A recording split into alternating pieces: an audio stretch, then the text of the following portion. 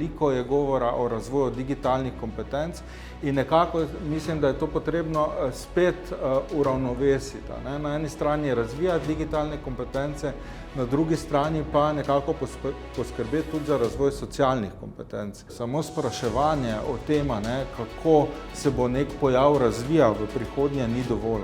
Nekako moramo ponuditi neke prave odgovore, ki bodo v bistvu resnično prispevali k razvoju družbe. Mislim, da je to bistvo študijskega procesa na družbeno odzivni fakulteti. Če internet ponuja neko platformo, nek prostor za razvoj novih zdravstvenih, socialnih storitev, moramo seveda zagotoviti, da imajo vsi ljudje enak dostop do teh storitev. Sicer z digitalizacijo razlike med ljudmi samo povečujemo, ne pa zmanjšujemo.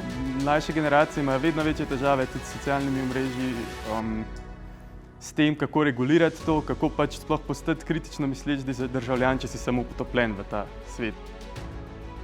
Jaz mislim, da je bistvo nekega študijskega pa raziskovalnega procesa predvsem to, da smo osredotočeni na študente, na njihove potrebe in predvsem na to, v kakšnem okolju bodo delovali.